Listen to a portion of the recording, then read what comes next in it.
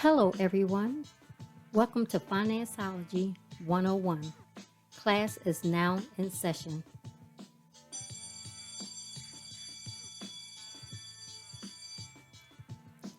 The information provided during this podcast is just that information.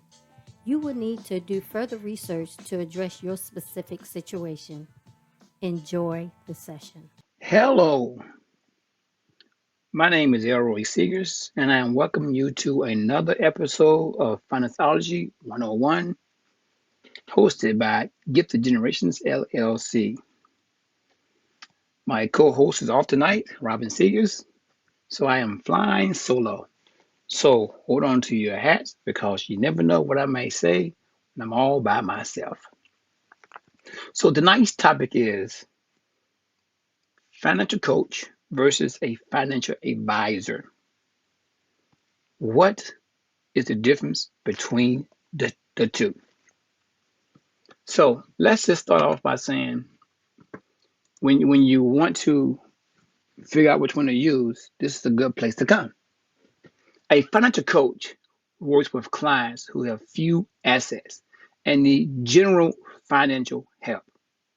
A financial advisor works with clients who need help managing and investing their assets. So let's go over that a little bit more in detail and give you a little bit longer definition. A financial coach or counselor typically focuses on fundamental financial issues, your behavior with money. A financial coach works with a client to change behaviors around money and your money habits. A coach works closely with you to change your negative relationship with money, and if it's positive, to reinforce that. It also helps a client to see where they can reduce spending to create more savings or help them get out of debt or understanding their emotions around money, which may have created obstacles to good financial management. More of a personal connection. It helps you set money goals, track progress, and hold you accountable. You don't have to have a lot of money to work with a coach. The coach is there to help you better handle your money to build your wealth. You don't have to have a certification to be a coach either. A coach is based off their life experiences and training and a visible track record to show you they know what they are talking about. Someone you can trust. Remember, helping you manage your day-to-day spending habits. So you don't want a coach that's you really don't know, or you don't have someone that has referred you to them, or somebody just like, oh yeah, this guy looks pretty good on on Facebook and Snapchat and all other stuff. You want word of mouth is always good because, like I said, there's no certification, and this is a huge trust factor when you allow someone to coach you with your money because they could steer you in the wrong directions. Sometimes they may have credentials as far as saying, "Hey, can you give me some referrals? Who have you worked with?"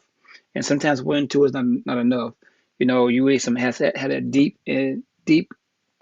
conversations as far as their work experience. Because, like I said, they're not held accountable for anything because it's not a certification that they follow by. So there's no guidelines.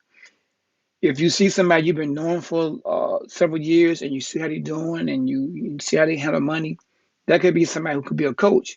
And you find out later, oh, you a coach? Oh, I saw you've been doing business. So you kind of can see them what they've been doing over the years. So that may be somebody that you can really rely on and they may be in a coaching business. But don't just rely on what they tell you. Dig into it because it's essential that you know exactly who you're talking to and who's helping you, because they can steer you in the wrong direction and next you're in a worse condition than when you first started. You don't want that. You know, uh, you also I pastor always say, why would you talk to somebody who is broke to be your coach if they can't handle their own money? How they gonna help you handle theirs?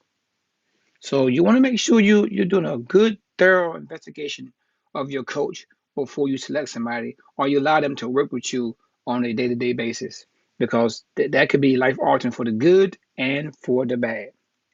Now, an advisor, that is on the other end of the spectrum, right? So they provide services that may maybe be purely transactional or product focused, right? They manage your investments for a fee normally, because they have to handle your money. for a small fee, and it's typically a commission on the products or sales. They may meet you quarterly to give you an update on your portfolio and answer a question or two about other financial topics throughout the year. But your relationship, I'm sorry about that, but your relationship with them is focused on your investment portfolio and specifically the assets that they manage. So look at it this way: an advisor is someone who deals with somebody who has assets to reinvest or to manage 401k, property, uh, uh, a pension plan, maybe just a way to understand like, hey, I got legacy money. How do I reinvest it? Or I have 6 or 7 properties. How do I reinvest it? I have some land. What do I do with it? So you have an asset that you want somebody to help you advise you to know what to do with it. Where a coach is like, hey, I'm having problems just living day to day. So coach is kind of like day to day budgeting, understanding your financial needs, what you're trying to do. Uh, you got bills to pay for. What an advisor is long term, future goals, asset lending. So when you look at that, same thing as a coach, you want to basically do your homework. You want to be able to look at them, find some information on them via the web, because those decisions can be life altering long term. You have tons of money or tons of investments in your hand, and then you trust somebody to make these decisions, and lo and behold, you just lose everything that you entrusted them to help make decisions on. So be wise when you're picking a coach because that's day to day. Be wise when you're doing an advisor because that's future wealth building. You don't want to lose that future wealth building. Now, the good thing about a coach is that they're going to be able to take you so far because eventually you want to turn that coach and say, you know what, coach, you got me very far. Now it's time for me to find an advisor. That's the next level. You go from coach to advisor. So you got out of debt and you're doing great. And now you're like, you know what? I guess I just invested into some property. So now I want to be able to turn this thing around. So now you got some property you just invest into. Now I need an advisor. You see the difference is day-to-day management, lifelong future management of what you have and what you want to hold or pass down to your kids. So they both are critical because at some point in time you realize when and why you need a coach and when and why you need an advisor. Now, if I have assets and stuff like that and property and trying to build wealth, I don't need a coach. I don't need somebody to help me manage my day-to-day assets because evidently I've been able to build wealth or already had a coach and I'm transitioned to advisor. So you got to understand where you are with that and who you're talking to. Because when you're talking about investments and stuff like that, you want somebody to certify. You want to talk to somebody that knows what they're talking about. You want somebody to understand it. And a lot of times you want to say, how do you build your wealth? If they have some, open up your portfolio, show me what you investing in. I think that's critical because if they're telling you to do something like stock market or whatever the case may be, you want to see what they have attained to. Like I always tell people, you can't give me something and tell me something unless you have experienced or have it yourself. How are you going to advise me on that? It's like, okay, and that's your portfolio they've been dealing with. Sometimes it's like tens of millions of dollars. Can you imagine if, let me just say, a rich basketball player, a football player, baseball player, and they got all this money. They got houses over here, houses over there, because they get traded sometimes. They change teams, so they buy houses in different cities, right? So you say, hey, you know what? I need a coach to tell me how to manage my finances. Wrong answer. You need an advisor because you got property in all these different states and different cities. You need somebody to say whether or not you need to sell it or you need to reinvest it by renting it out, the upkeep. At that point in time, you need a coach. Now, this same person who has a lot of money may need a coach to help them understand all these funds they have because a lot of times they get so much money they really don't understand how to manage it. So you may need a personal money manager to understand to help you manage that money because you know how it is. You go from nothing to a lot. It can blow your head up. And next, you don't lost the millions of dollars. You don't wasted on bad investments. So it could be a transitional things where you're going from having nothing to so much. You may need a coach to help you understand how to manage your money and help you make decisions on what to do with it. But you also need an advisor to help you to invest it. So that can be a little bit tricky. But for the normal person, the day-to-day person who's out there, who's working 9 to 5 job, and you say to yourself, you know what, got this new job, and I need some money. I need somebody to help me just to balance my checkbook or help me to understand how to be better about my money, how I see money, how it makes me feel, what do I do with it, make wise decisions. I got all these expenses and just can't figure things out. Coach all day long. Now you're in retirement and you get ready to move into another house. You trying to decide, well, I need to rent this house out, sell it, give it to my kids. What? Advisor. Advisor is asset investment, future living. Coach is day to day. So when someone says they're struggling with their money, you say you need a coach. So when it says, man, I'm struggling with what to do with all my assets, an advisor. So you want to, like I said, make sure you do your homework. Do your homework because that can be very critical. Let me see here. What else? Let me see. There's a few situations I can actually talk about. I have a client, and you guys can tell me whether this person is a coach or an advisor. And they got him out of debt. And they're doing very well. Um, month or two went by, and they fell back into financial, I ain't gonna say ruin, but just fell off. Now, even though we got them to the point where they was debt free and we had eradicated all the expenses, so now they're about to go to the next stage in life, and then all of a sudden they fall off. What do you think that person needs? If you say a coach, exactly, because they got to a plateau, but then they kind of went backwards, so they had to go back and reconnect and get things back on path. One thing I can say about coach is that when you are coaching, you want to make sure that those habits that you change are lifelong habits, lifelong changes. Because as someone's coaching you, and you need to make sure you are getting those habits ingrained in you, so they can transfer into you finding an advisor. If that coach is helping you out, and you're not learning how to manage your money, is if the coach pulls back to get you to understand your decision making, when you on your own, those things that a coach implies or teach you, you have to still use those tools.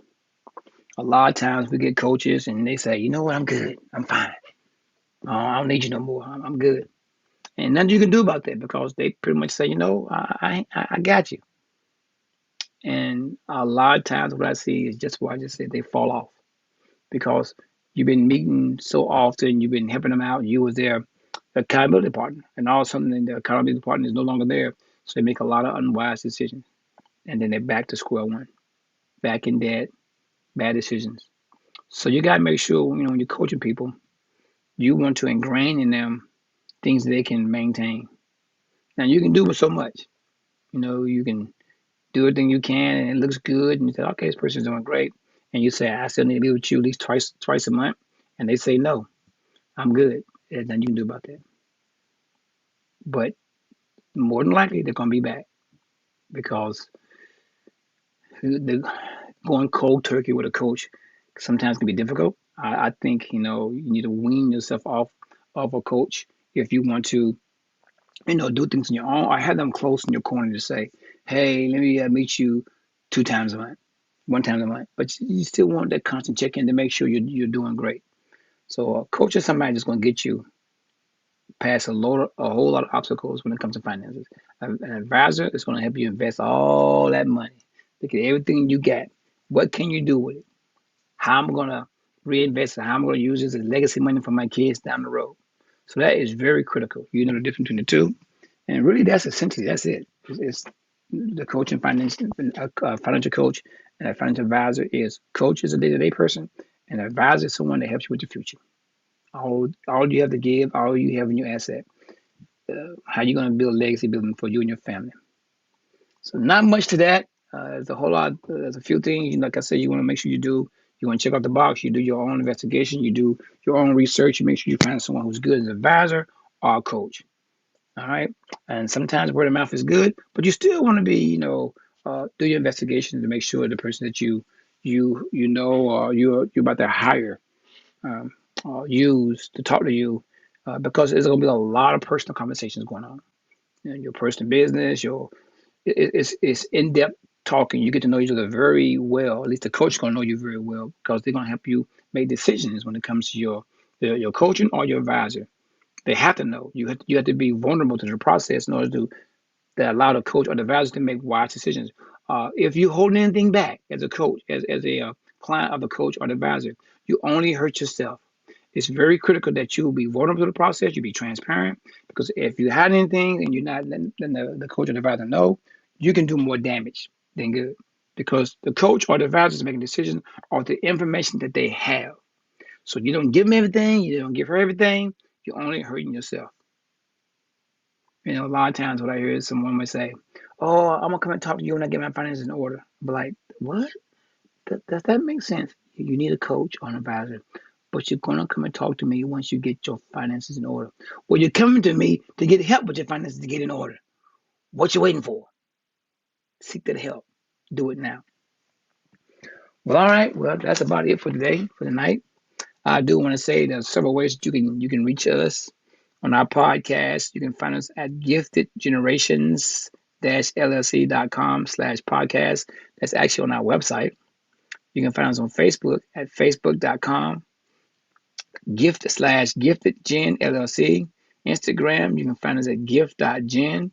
On YouTube, just YouTube us at Gifted Generations LLC.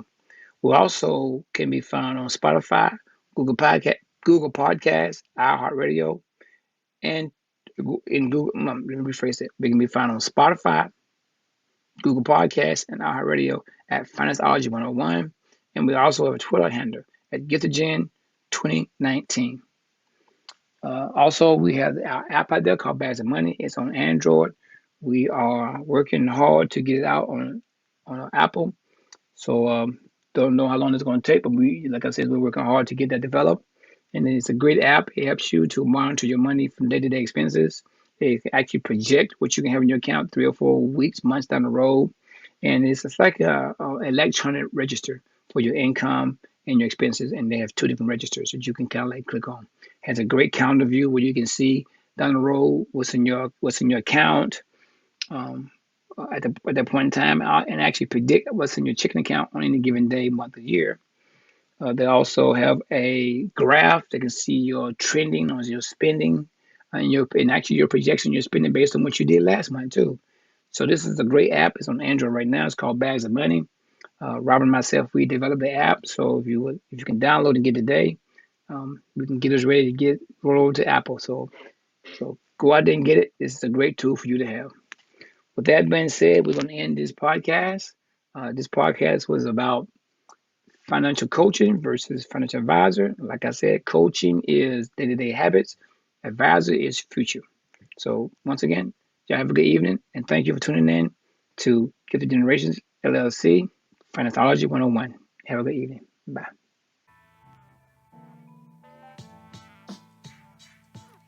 Well, thank you for tuning in to our podcast, Financeology 101. I hope you enjoyed this session and the information provided will assist you on your financial journey. Until next time, be financially engaged.